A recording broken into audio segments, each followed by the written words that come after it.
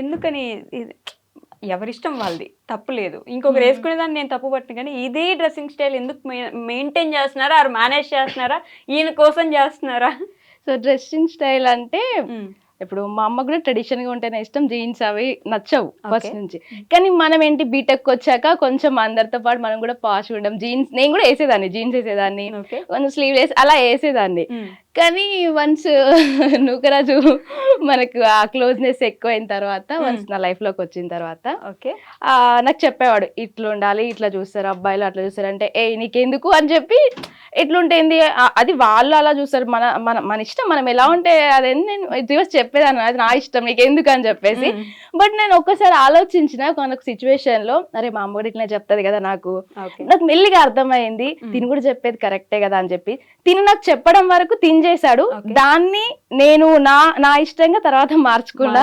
So in case అప్పుడప్పుడు shoot లో ఏదన్నా సిచ్యువేషన్ వచ్చినప్పుడు దానికి తగ్గట్టు కాస్ట్యూమ్స్ నేను వెయ్యాలి అన్నప్పుడు కూడా నాకు నచ్చట్లేదు ఇప్పుడు అలా వేయాలన్నా కూడా.